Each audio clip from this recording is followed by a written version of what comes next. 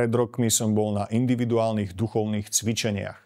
Páter Bartolomej mi dal meditovať tento text.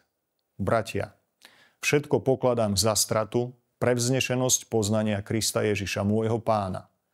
Preň som všetko stratil a pokladám za odpadky. Sadol som si do kaplnky a pomaly čítal. To, čo sa odohrávalo v mojom vnútri, by sa dalo označiť slovom vzbura.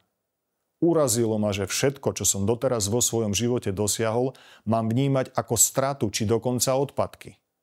Niekde v úzadí mi síce slabý hlas hovoril, že som to nepoňal správne a že sa nemusím urážať. Ale nebol som schopný to brať inak.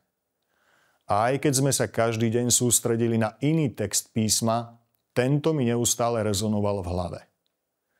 A bolo to tak ešte dlho po skončení duchovných cvičení.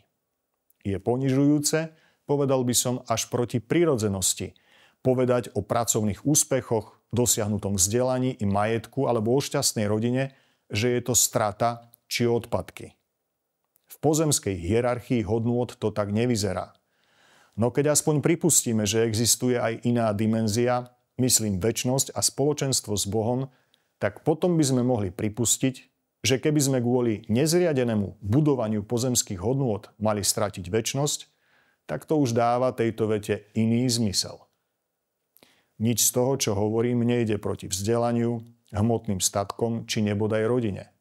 Len chcem povedať, že zmysel majú až vtedy, keď nám pomáhajú budovať vzťah s Bohom. Za tých pár rokov od duchovných cvičení som sa, zdá sa, trocha posunul. Už ma to neuráža, ani sa proti tomu nebúrim.